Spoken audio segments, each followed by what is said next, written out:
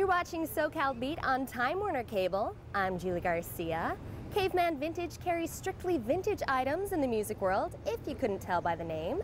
I caught up with owner Eric Stolzheimer recently at the shop right here in Chinatown to get the 411 on the business. We kind of decided not to do any new instruments at all because there are other stores already doing that, and we felt kind of a need for this, especially in this area of LA, for a vintage guitar shop and vinyl shop. What do you think the appeal is of vintage instruments over, more modern ones? They have a soul to them, they have a mojo. It's like, that's what we call it. Those little chips and dings and scratches, it's not a beat up guitar, it's got mojo, it's got a soul, and that's the way we look at it. These kind of guitars have had a life, and stories in them. If they could talk, I'm sure it'd be pretty cool stories. Caveman Vintage carries the works when it comes to aged music: guitars, basses, keyboards, amps, drums, records, and pro audio equipment. What other kinds of things can people find here that they can't get anywhere else? Well, we have vintage video game systems. Okay. We have an Intellivision and a ColecoVision and Ataris, generally, stuff from the early 80s.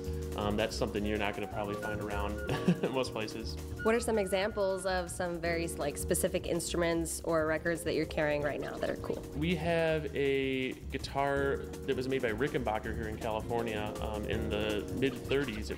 It's made out of Bakelite. There's no wood in it at all. It's all Bakelite was an early form of plastic, and Rickenbacker was experimenting with electric guitar. It's basically the first electric production guitar made. It's quite incredible. I mean, it feels like a bowling ball when you're holding it. It's just heavy.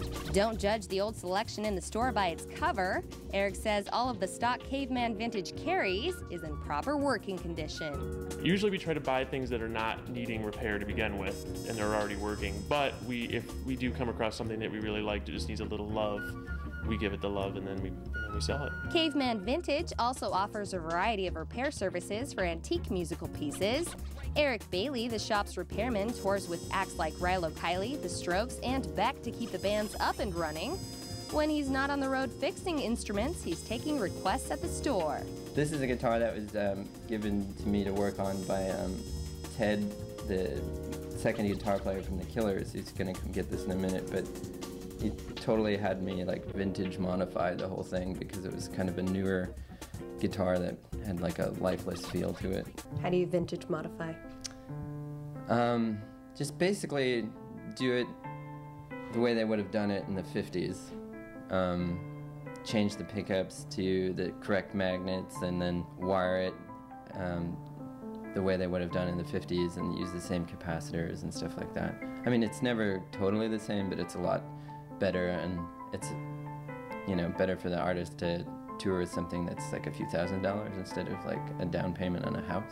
What are some tips that you'd give musicians for standard maintenance to avoid having to repair so often? Don't do it yourself. Take it to somebody that knows what they're doing.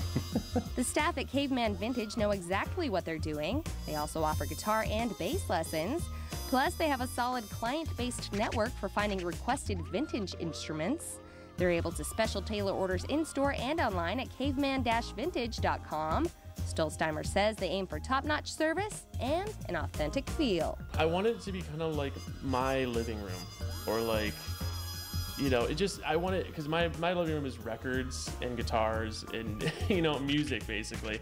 And I wanted it to feel kind of that way, that it wasn't like a stuffy, I wanted it to feel like you're at home. One of my main things that I really feel strongly about having here is a good vibe customer service-wise. I tend to go into a lot of music stores or vintage music stores myself and get some bad vibes from the people every once in a while. I seem a little grouchy or whatever, but here I make sure that everybody's got a smile on their face all the time, and we mean it. We actually, we have a good time here. Hence the 5-star Yelp review, which I feel like is rare, right? Right, yeah. You guys keep up on that?